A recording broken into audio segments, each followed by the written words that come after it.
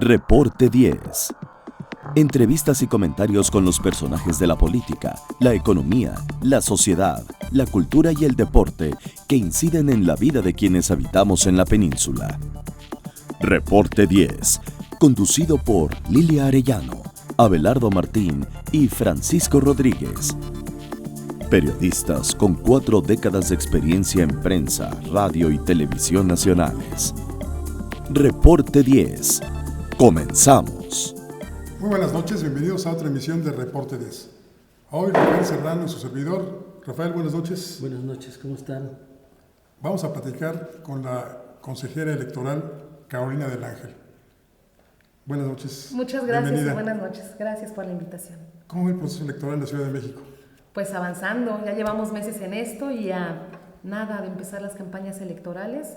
Viene la parte intensa para los ciudadanos, el bombardeo de información, los temas en los que nos concierne estar involucrados para saber a quién le vamos a dar nuestro voto, quién queremos que nos gobierne y quién queremos que tome las decisiones importantes para nosotros. Carolina, ¿cuáles son para ti? No te estoy diciendo que me digas todo el instituto que va a ser, sino para ti, ¿cuáles serían los retos más importantes, los más significativos a los que se enfrenta el instituto en esta elección? Me parece que en esta elección, creo que es una constante de las elecciones, hay 2 cosas que a mí me parecen importantísimas: participación y credibilidad. Nada le va a dar más certeza a un cambio democrático, a un cambio de gobierno, que esa participación ciudadana, que en la Ciudad de México está por ahí del 60-65%. Es triste que este 65% parezca bueno, porque la verdad es que si somos 100% deberíamos estar lo más cercano a eso, pero estamos por arriba del promedio nacional.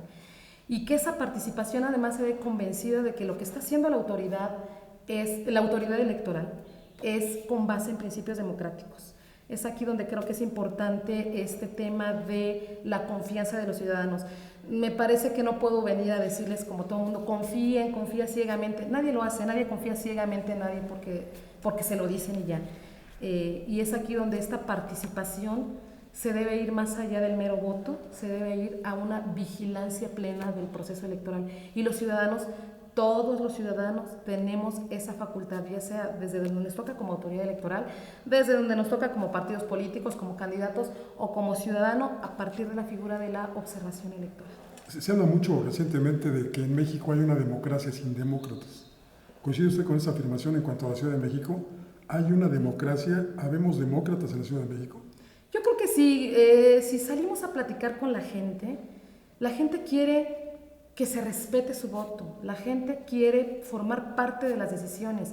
Y si entendemos esta democracia como esa forma de participar, como esa forma de involucrarnos, creo que somos el ser humano me parece que es democrático, al menos en México. En México somos demócratas hasta me atrevo a decir que por convicción. Nada más me parece que de repente no encontramos el canal adecuado para hacer ejercicio de esa democracia. En cuanto a los ciudadanos, ¿pero y los partidos? Los partidos políticos, pues pertenecen a una cultura democrática, a una normativa basada en la democracia. Me parece que a veces podemos encontrar acciones que no entendemos. También sería bueno conocer qué dice cada partido político al interior de sí mismo, conocer sus normas, sus estatutos, sus principios de doctrina, porque cada partido político postula banderas diferentes. Sí, me atrevería a decir de manera general, porque no quisiera hablar de alguno en específico o de algunos en específico, porque además no los conozco a todos, así a ese detalle. Me parece que sí son institutos democráticos, pero también compuestos de seres humanos, como toda la sociedad, y que tenemos por ahí los mexicanos una famita de que nos encanta encontrarle la vuelta a la ley. Es real, pero si no tenemos de frente quien nos diga, espérame, por aquí no es, pues sí se vuelve un poquito más complicado. Otra vez a donde me enfoco a decir que es un trabajo conjunto. Sí, cuando vemos que algún partido político o alguna autoridad, ¿por qué no estamos haciendo las cosas como nos marca nuestra propia norma? Hay que decirle, espérame, no es por aquí, y existen las instancias, los tribunales electorales. Has tocado un punto muy importante, la credibilidad basada en la confianza. Las encuestas que yo conozco, no conozco Distrito Federal específicamente, es que el grado de credibilidad que tienen las autoridades electorales es muy bajo. Yo te preguntaría, si esto es real en la Ciudad de México, ¿cómo se van a ganar una autoridad electoral la confianza del electorado? Concretamente, ¿cómo? Porque yo no lo veo. No encontramos cómo. Es un camino difícil. La verdad, creo que la falta de credibilidad de las autoridades electorales se debe en mucho a falta de comunicación de la autoridad hacia el ciudadano, del ciudadano a involucrarse, por supuesto también, que no sabemos muchas veces cómo funciona el proceso electoral, que de repente escuchamos una postura o un cuestionamiento y creemos que es muy fácil que la autoridad electoral dé respuesta. No sé, se me ocurre pensar que podemos decir, pues que en este momento me abran esas 25 casillas que están ahí, que ya está el paquete. Lo que la gente no sabe de manera ordinaria es que si autoridad electoral abre esos paquetes porque a alguien se le ocurrió, en ese momento esos paquetes se llenan de un vicio que puede hacer que se anule la votación recibida ahí. Por cada casilla estamos hablando de más de 700 electores. Entonces, imagínense, el riesgo es grande. A veces creo que como autoridad electoral no hemos sabido explicar, no la abro no es porque no quiera o porque ahí estoy ocultando algo, no lo abro porque ahí estoy protegiendo el voto que emitieron muchas personas y la fortaleza del propio proceso electoral. Entonces, creo que es importante que conozcamos la norma. Me queda claro que a veces no conocemos, a veces ni la Constitución, ¿no? Pedirles que conozcan la norma electoral es complicado. Yo sí quisiera invitar a la gente que tiene cierta desconfianza en el proceso electoral, que participen de él. Hay muchas formas. Primero, participar y aceptar cuando nos llega una invitación para ser funcionario de casilla. Las elecciones se hacen en la casilla. El voto se recibe en la casilla. Quienes están ahí no son la gente del INE, no son la gente del ISM, somos nosotros ciudadanos que vivimos en las secciones donde se va a emitir el voto. Entonces, primero, si te llega tu invitación del INE, capacítate y si eres designado, asiste y funge como presidente, secretario, escrutador. Si no tuviste esa suerte, para mí me parece que es una suerte que pueda uno participar como autoridad ese día, pero no todos la tenemos porque hay un sorteo. En este proceso electoral es el mes de febrero y a partir de ahí se irá insaculando a la gente. Pero si no es así, cualquier ciudadano puede participar a través de la observación electoral. Cualquiera que pueda votar puede observar las elecciones. El proceso electoral, la votación, pues, si yo soy observador electoral puedo estar vigilando cómo se recibe la casilla, puedo contar el voto, puedo no contarlo, puedo ver cómo se cuenta el voto, cómo se está llenando las actas, cómo se lleva este proceso hasta el final. Y esto es importante también porque las casillas en cualquiera de ellas, incluso en la que se va a recibir el voto de los mexicanos desde el exterior. Digamos que en México tenemos una democracia, pero esta democracia nos resulta muy cara precisamente por la permanencia de los órganos electorales. En otras democracias, digamos que más avanzadas, los órganos electorales solamente funcionan en determinados periodos. Aquí tenemos permanentemente funcionando a los órganos electorales. Si ya nos sale muy caro, no le queremos quitar la chamba, no queremos que sea temporal nada más. Si ya tenemos a los órganos electorales funcionando todo el tiempo, ¿por qué no se encargan de la capacitación de todos los mexicanos? Porque se concretan simplemente ya muy cercano al proceso electoral o durante el proceso electoral a emitir spots que no dicen nada muchas veces. Dice Abelardo Martín, quien hoy está ausente de este programa, que vivimos en la cultura del spot, que la democracia en México se hace a base de spots. ¿No sería bueno que el Instituto Electoral de la Ciudad de México capacitara a los ciudadanos durante todo el tiempo? De acuerdo con ustedes, debo decirles, es parte del desconocimiento de lo que hace la autoridad electoral. La Ciudad de México, sí es cierto, tenemos elecciones de jefe de gobierno, de diputados, ahora de alcaldes, de concejales cada 3 años, pero nosotros no paramos. Cada año tenemos elecciones de participación ciudadana. Es a partir del ISM en donde se realizan, para empezar, las elecciones de los comités vecinales y consejos de los pueblos, por ejemplo, que es no es una autoridad como tal, es el vínculo del ciudadano con la autoridad ahora de las alcaldías será, y esa elección es sin partidos políticos, es totalmente de ciudadanos. Otra vez, en estas elecciones la participación ciudadana es bajísima, muy baja. ¿Eso se hace cada año? Cada año, bueno, la elección es cada 3. Y cada año además tenemos un proceso de presupuesto participativo. No estamos de repente muy enterados de lo que es eso. En la Ciudad de México se asigna cierto presupuesto de la ciudad para que los propios ciudadanos decidan en qué se va a ejercer ese presupuesto en cada una de las demarcaciones territoriales. Este proceso, desde el registro de los proyectos, la evaluación de esos proyectos para ver su viabilidad y la elección para ver cuál gana, también la hace el Instituto Electoral de la Ciudad de México. Aparte de eso, tenemos un área de capacitación, bueno, es de educación cívica. Trabajamos a través de convenios, sí, con escuelas, con comités vecinales, con comités ciudadanos, con las autoridades delegacionales. Incluso se ha ido a cuestiones como centros de readaptación y sobre todo este trabajo se hace en el ámbito de la comunidad, la primera base en las colonias. Es un trabajo que por supuesto el instituto desde su creación lleva haciendo, estoy hablando desde 1999, pero que permea poco por primero creo yo es el propio desconocimiento de lo que se hace y en segundo lugar porque esa misma desconfianza se vuelve un círculo vicioso, hace que la gente se interese y se involucre poco. Insisto, no quiero decir que es algo de la gente, es algo en conjunto. Por eso creo que es importante informarlos, saber que existe y que participen, que se involucren de ello. Cualquiera puede armar su planilla para participar en un proceso de elección de comités vecinales, por ejemplo. Muy bien. Vamos a una pequeña pausa, si nos permite. Creo que sí. Y enseguida volvemos. En un momento regresamos a Reporte 10.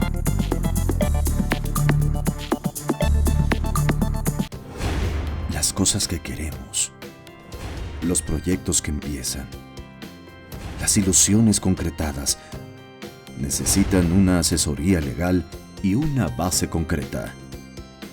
Notaría 64. Respaldamos tus actos legalmente.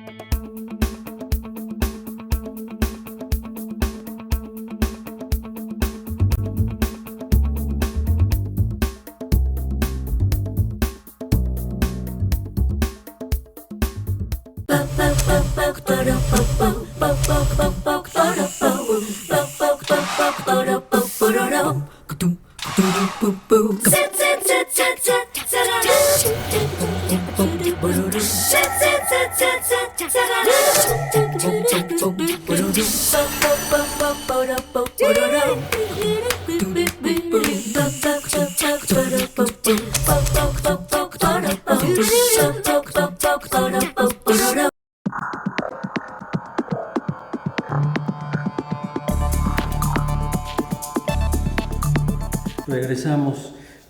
Carolina, una pregunta ahora que estabas hablando de la participación. Me siento un poquito escéptico, pero escéptico activo. O sea, creo que podemos salir del bache. Los estudios que se han hecho sobre participación ciudadana son muy desalentadores.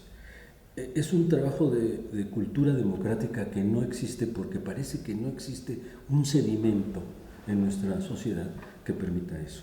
Lo vemos desde el mismo momento en que se forman, por ejemplo, los comités de vecinos, y me voy más, los condóminos, en donde ni siquiera participan.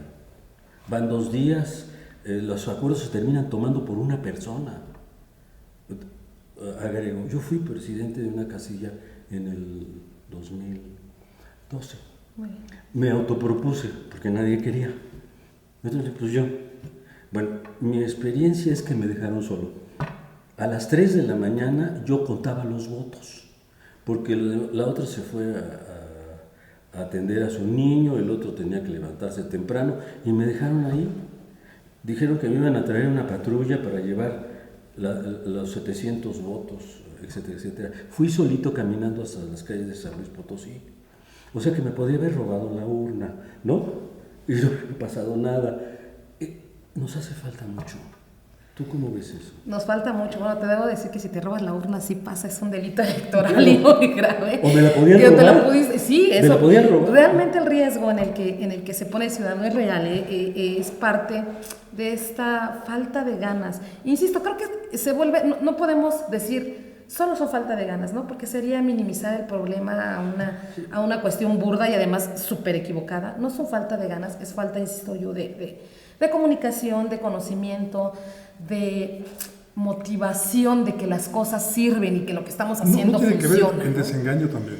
Yo pienso que sí, es probable este desengaño que se da. ¿Por qué? Porque insisto, votamos y los dejamos. ¿Y cuándo me vuelvo a acordar de esa persona a quien le di mi voto? Si bien me va y si soy consciente en esta medida, me vuelvo a acordar de ellos dentro de 3 años para ver si se lo vuelvo a dar o no. Pero ¿en qué momento yo le estoy pidiendo cuentas de lo que me prometió, de su actuar? Más allá de lo que me prometió, que creo que tendría que ser básico. Si tú me prometes esto y no lo cumpliste, de menos me tienes que decir por qué no lo hiciste, ¿no? A lo mejor no estuvo en tu capacidad, en tu posición, a lo mejor tuviste la oposición de mayorías, no lo sé. Pero, por ejemplo, yo quisiera saber cuántos ciudadanos asistimos a los informes de gobierno de nuestro, ahora van a ser alcaldes, de nuestro entonces delegado, o cuántos estamos interesados del informe que presenta, por ejemplo, la Asamblea Legislativa de la Ciudad de México. Esa parte, que creo que también no es decirle al ciudadano, ve y asómate, interésate de lo que no te hemos dado chance de involucrarte o no te hemos dado... Es por un lado el esa... desinterés. O sea, interés es estar en la cosa pública, no les interesa. Y no les interesa porque no hay ningún resultado concreto en asistir. No hay motivación. Pero aparte... No hay resultado concreto. Voy y ¿qué pasa? Pierdo 3 horas. O más. O más. Pero además hay una cultura política por parte de quienes detentan el poder que les hemos dado, de no permitir que se acerque la gente. Por ejemplo, para asistir a un evento de un informe de un jefe delegacional se requiere invitación. Y si no lleva invitación, no pasa. Obviamente invitan solamente a los amigos, a los cuates, a los que les van a aplaudir, no a los que les van a criticar. Y si uno intenta como crítico o simplemente como ciudadano acercarse, hay vallas y vallas y vallas que no se pueden atravesar. Entonces, eso nos desencanta también. Claro. ¿A qué voy si ni siquiera me van a dejar pasar? Claro. Bueno, a ver, esta parte creo que sí se tendría que arreglar una cuestión administrativa. La verdad es que esos informes no son privados. De entrada, yo tendría que saber cómo exigir, permitirme que me permitan entrar. No deberían ser. No debieran ser, los vuelen privados en algunos casos. Yo no me atrevo a asegurar que a todos, pero sí, seguramente habrá quien no le gusta que le increpen por qué hizo, por qué no hizo. Los informes a mí me parecía un ejemplo, me parece que hay que buscar la forma de llegar a ellos, pero nosotros, por ejemplo, en la Ciudad de México tenemos una ley de participación ciudadana con una cantidad de instrumentos amplísima. Tenemos también constitucionalmente el derecho de petición. Creo que hacemos poco ejercicio de nuestros derechos políticos. Hablando electoralmente son los político-electorales, pero los derechos políticos son muchos más allá, bastantes. La libertad de expresión es un derecho político, la libertad de esta petición ante una autoridad y que si no me contestas, estás obligado a contestarme. ¿Qué pasa? Que si yo lo dejo ahí como el voto, pues igual y es muy probable, porque insisto, las autoridades están conformadas por seres humanos y el ser humano es perfectible, y si además le damos la salida de que no me dé cuentas, pues yo creo que hasta en casa, ¿no? De repente, pues si no me preguntan dónde estaba, dónde fui, qué hice, pues, difícilmente lo digo. Creo que es un asunto, insisto, de corresponsabilidad. Como que es un círculo vicioso, ¿no? Sí, nos hemos vuelto en un círculo vicioso. La pregunta que yo te diría es cómo rompemos el círculo vicioso, porque ahorita estaba pensando, yo como vecino de la colonia Juárez, sí participo, bien, hasta cierro calles y todo cuando no me hacen caso, y entonces van y me dicen, pero después desaparece cualquier posibilidad de hacer algo. Por ejemplo, nosotros en nuestra delegación, en Cuauhtémoc, le hemos pedido a la encargada de Protección Civil que vaya a verificar 2 edificios que están a punto de caerse. No ha ido. Y le hemos pedido derecho de audiencia y todos los instrumentos que tenemos. Entonces, como que es un círculo vicioso muy perverso.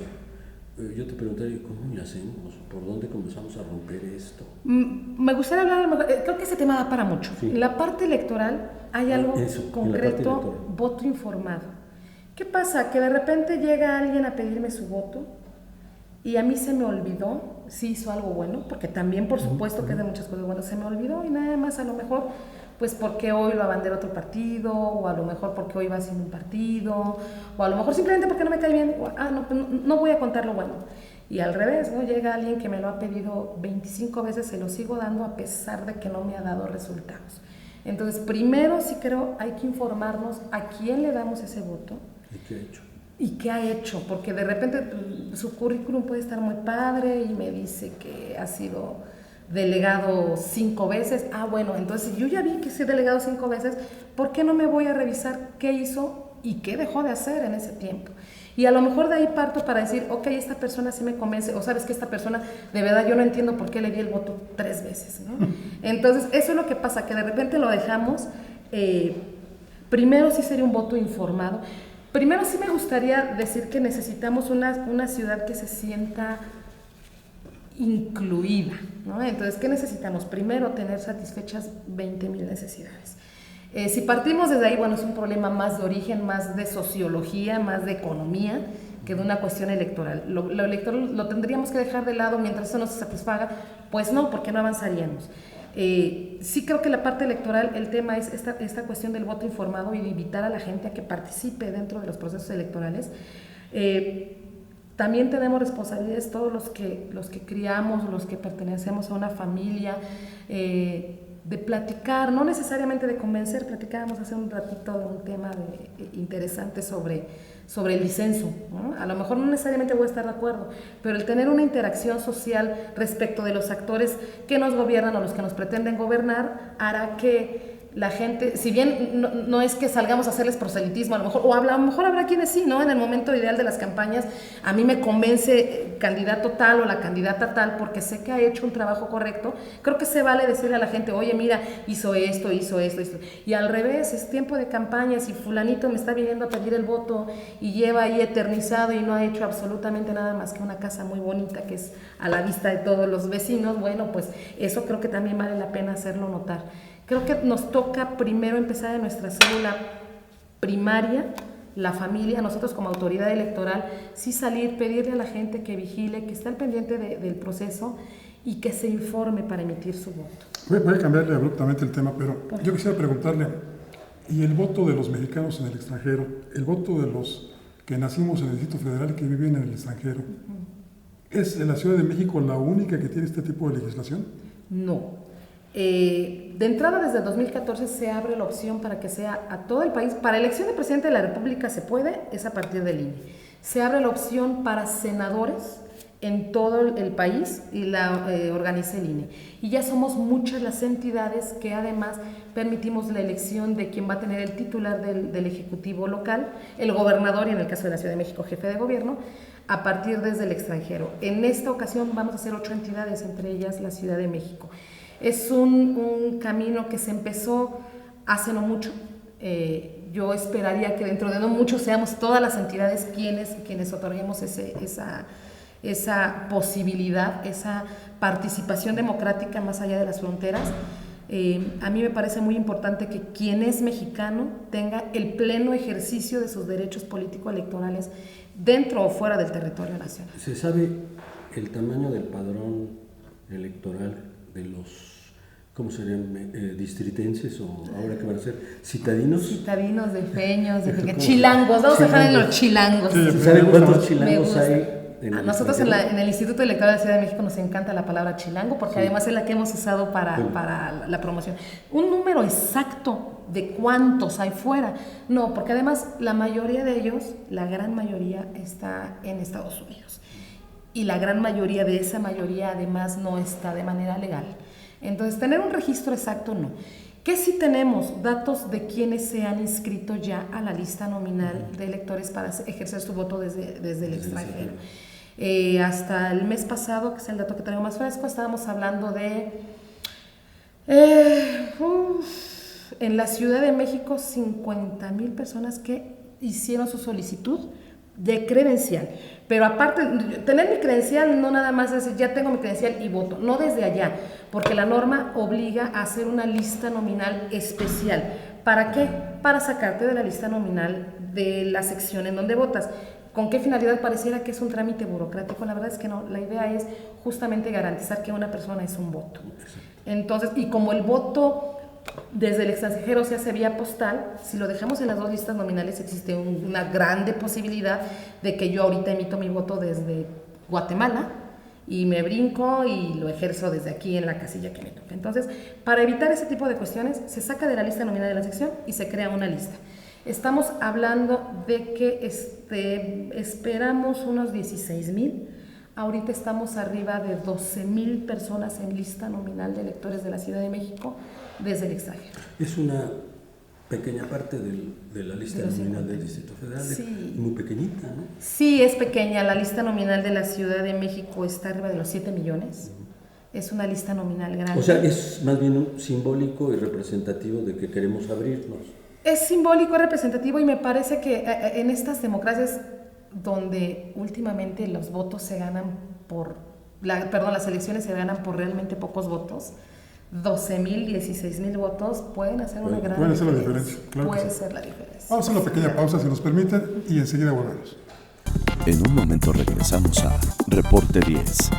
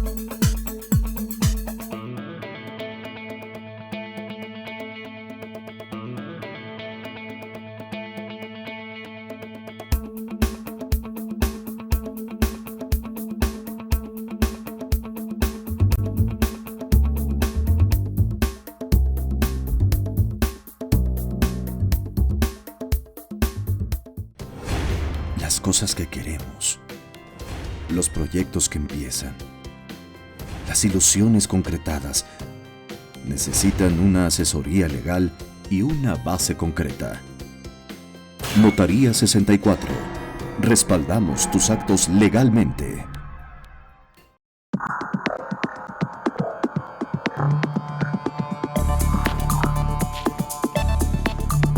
Qué bueno que sigue en sintonía de Reporte 10. Estamos platicando con Carolina del Ángel, ella es consejera electoral en la Ciudad de México, y yo le quisiera preguntar, Carolina, ahora, en cuanto a la compra y venta del voto, ¿el organismo del que usted forma parte tiene los elementos como para saber y para evitar incluso que se dé esta corrupción electoral? Ok, sí es un elemento que existe, no podemos meter la basura abajo de la alfombra, sabemos que existe. La misma legislación se presume, lo prevé y lo sanciona, eso es un hecho. Es un delito, ¿no? Es un delito electoral, en efecto. ¿Qué hacemos? Bueno, en una primera instancia nosotros requerimos a las autoridades administrativas para que se nos informe los programas que tiene programados para el proceso electoral. La ley prohíbe algunos programas y entonces esos no deben estar ahí. ¿Qué pasa? Que si nosotros damos seguimiento al desarrollo de esos programas y si en algún momento, en algún lugar, hay la implementación de un programa con tintes concretamente electorales y que no lo hicieron en otro momento y lo hacen ahora con la evidencia de comprar un voto, hay dos opciones. Cualquier ciudadano puede denunciarlo y se inicia una queja. Pero si no, si el Instituto Electoral tiene conocimiento de esos hechos, podemos iniciar quejas oficiosas.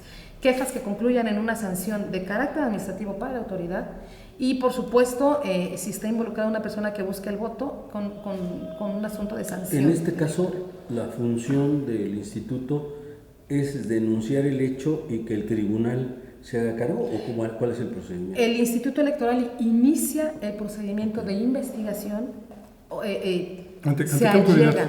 Nosotros, ante el Instituto Electoral, nosotros nos allegamos a la información, armamos el expediente y lo remitimos al tribunal para que sea esta la instancia que sancione. Pero si es un delito electoral, ¿no tendría que ser la Fiscalía de Depende. Delitos Electorales? La queja la queja como tal es por la falta administrativa. Si se desprende un delito de ahí, como seguramente si hay compra de voto, además se da vista a la FEPADE. Entonces, una vez que sale del Instituto Electoral, ocurre por dos vías. La penal en FEPADE, en caso de que se haya dado vista porque se haya detectado en la comisión de algún ilícito, finalmente la FEPADE quien determina si existió el ilícito o no, no el instituto. Y una vez por la parte administrativa se remite al Tribunal Electoral, por la parte electoral plenamente, al Tribunal Electoral de la Ciudad de México, y ellos son los que determinan las sanciones correspondientes. ¿Y qué pasa con ese voto? ¿Se anula? ¿El voto comprado, el voto vendido? No, lo que pasa es que este asunto debe ser preventivo. Si el momento si ustedes me hablan de un voto comprado en la casilla, ¿no? Porque por ahí hay denuncias, algunas probadas, algunas no, te estoy pidiendo tu voto, compruébame de alguna manera, se las han ingeniado de 1000 formas para solicitar eso. Demuéstrame que emitiste el voto por mí y te doy una cantidad de dinero, una despensa, no sé, la amenaza de sacarte de programas sociales, porque de todo se ha dado. Si el día de la casilla se comprueban esas cosas de manera reiterada y generalizada, se puede llegar a anular la elección de una casilla, de un distrito. Es una causal de nulidad cuando se demuestra.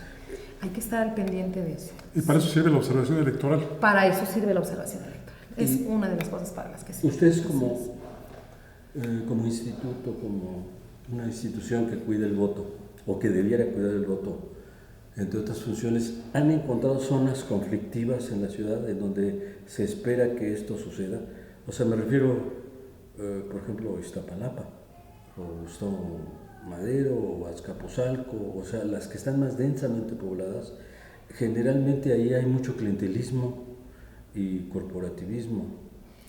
Sabemos que existe en toda la ciudad. Decir que tenemos focos concretos, me parece que no, porque sería a lo mejor enfocarnos en algunos aspectos, algunos espacios geográficos y descobijar otros. La realidad es que la vigilancia que tenemos es en todo el Distrito Federal, en toda la Ciudad de México, en toda la Ciudad de México.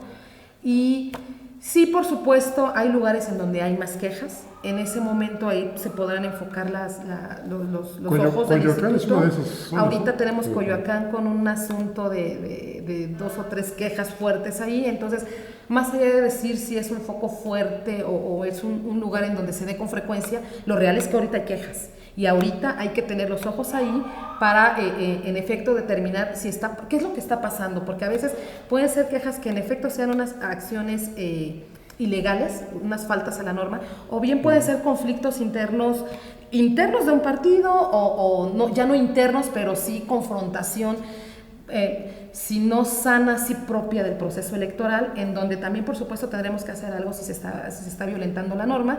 Pero a lo que voy es, ustedes supieron hace no mucho un ruido ahí en Coyoacán bastante fuerte, en donde unos acusan a otros acusan a esos unos, se vuelve digamos, algo sin claridad. No nos podemos dejar guiar por los que nos dicen los de un color o los de otro.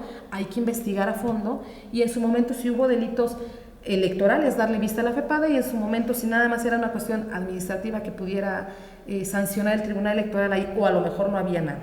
Eso se sigue investigando, no quisiera hablar más del fondo por lo mismo de que es un tema que ya está saliendo del ámbito del instituto, y que serán las instancias correspondientes. ¿Las jurisdiccionales?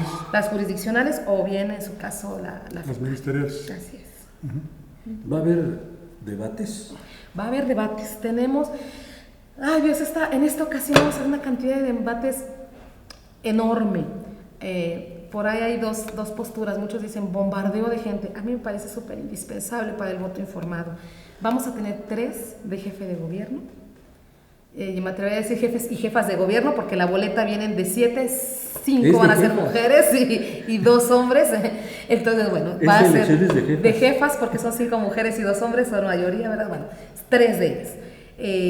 Va a haber 1 por cada distrito electoral, son 33 distritos, y 1 para los candidatos, para los partidos políticos a partir de sus listas de representación proporcional a la asamblea, y 1 por cada alcaldía. Estamos hablando de 53 debates. ¿Los senadores son debates? 53 debates que organice el instituto.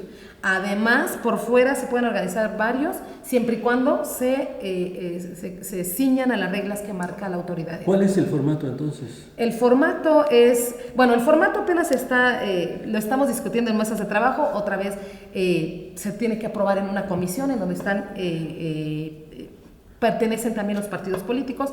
El formato es que todos participen, se invita a todos, eso es un hecho. Primero es que se invita a todos. Yo espero y apelo a la ciudadanización y apelo a que todos los candidatos participen y asistan, porque es ahí donde la gente se puede enterar de sus... ¿Y estos debates entre candidatos a alcaldes, por ejemplo, se dan el mismo día para las 16 delegaciones? No. Estamos hablando de que los debates se van a hacer... Las candidaturas, las campañas de jefe de gobierno duran 90 días, que empiezan el viernes a medianoche, o sea, el jueves para viernes, empiezan de ahí hasta antes de que termine, hasta el día que terminen las campañas, podrá haber los debates que sean. Nosotros vamos a tener 3. Y un mes después empezarán las de alcaldes y diputados. Y en ese periodo los vamos a distribuir todos para que justo no se amontonen, porque además es una organización general, es una organización grande, no podríamos estar al mismo tiempo en 33 debates. Los vamos a ir seccionando a fin de que sean a razón de unos 2 o 3 por día y descansar un día y así irlos espaciando. ¿Y serán debates de veras o formatos rígidos, en donde preguntas 2 cosas y se acaba? En eso se está trabajando. Consideramos importante desde el instituto la participación de la ciudadanía incluso en estos debates. ¿No? Estamos viendo la forma de que sea a lo mejor previo, no sabemos si todavía en el momento se pueda prestar a que se hagan las preguntas, pero sí, nosotros le apostamos a que las respuestas que deben tener solución en ese momento son las dudas de la ciudadanía, no lo que pensamos la autoridad electoral o lo que quieran los candidatos que se les pregunte, no es por ahí. La realidad sí es que queremos que sea el ciudadano quien marque la pauta de lo que quiere saber. ¿Quién los va a conducir? También estamos con... todas esas cuestiones... Aquí Rafael se está ofreciendo para yo sé, eso estaría genial, ¿verdad? Hubiéramos platicado unas semanas antes, a lo mejor está interesante. Tenemos, la intención es que sea gente reconocida, con credibilidad, por supuesto. Cualquiera de ustedes hubiera sido maravilloso, pero bueno, realmente requerimos, sobre todo el consenso de todos los que participan. Primero, me parece, de la ciudadanía, que tengan la credibilidad del ciudadano. Y segundo lugar, sí creo que es importante que no tengan un señalamiento de ningún candidato que se preste para decir va a ser parcial para tal o me va a atacar a mí. No, estamos buscando ese consenso. Prontito, yo espero que yo en unas pocas, ni siquiera semanas, en unos días pudiera yo darles esta información concreta sin temor a equivocarme, porque no es una decisión que tengo yo, es una decisión del colegiado. La comisión de los debates, somos 5 consejeros y están representados todos los partidos políticos. Entonces, hay nombres, por supuesto, hay propuestas, pero sí, hasta que no tuviéramos algo concreto, preferiría. Un poco forma de resumen, información. Necesitamos los ciudadanos informarnos con respecto a los candidatos, a los procedimientos electorales, y vamos a contar con el apoyo del instituto. Total. Cuando se lo requiramos. Totalmente. Y además los invito, de verdad, participen como observadores electorales. Todavía tenemos el mes, ya está terminando marzo, todo abril, todo mayo para solicitar todo abril y hasta finales de mayo para solicitar nuestra inscripción como consejeros, como observadores electorales. Tenemos que tomar un curso porque también se trata de que nos capaciten para saber qué es lo que puedo observar, qué puedo decir que no, qué puedo hacer que no, qué puedo observar, hasta dónde no me puedo meter. Y además, algo que pueden hacer los observadores electorales es muy importante, presentar un informe de lo que ven. Pueden hacerlo. El ciudadano tiene la libertad de presentarlo, ¿no? Pero a mí me parece importante que la autoridad electoral sepa lo que vio el ciudadano y diga, yo vi esto mal, yo vi esto muy bien, me queda claro que los procesos electorales son democráticos o no, por esto, y además, si es no, Instituto Electoral, aquí hay una ventana de oportunidad en donde puedes hacer algo. Carolina, muchísimas gracias por tu presencia. Al contrario, muchísimas gracias a ustedes. Muchas gracias. Un gusto. Rafael Serrano, gracias. Muchas gracias. Buenas noches. Buenas noches. Y gracias a usted que nos acompañó en esta emisión de Reporte 10. Lo invitamos para que la próxima semana también nos acompañe, misma hora, mismo espacio. Soy Francisco Rodríguez, le agradezco su atención y lo invito para que nos reencontremos aquí pronto. Y mientras tanto le deseo buenas gracias y muchas noches. Ahora tiene usted a la mano más herramientas informativas para que emita su propia opinión. Comuníquese con nosotros, aporte sus comentarios y sugerencias a los correos y redes sociales que aparecen en su pantalla. Mientras, le invitamos a sintonizar Reporte 10 la próxima semana, a la misma hora, por esta señal que siempre va contigo.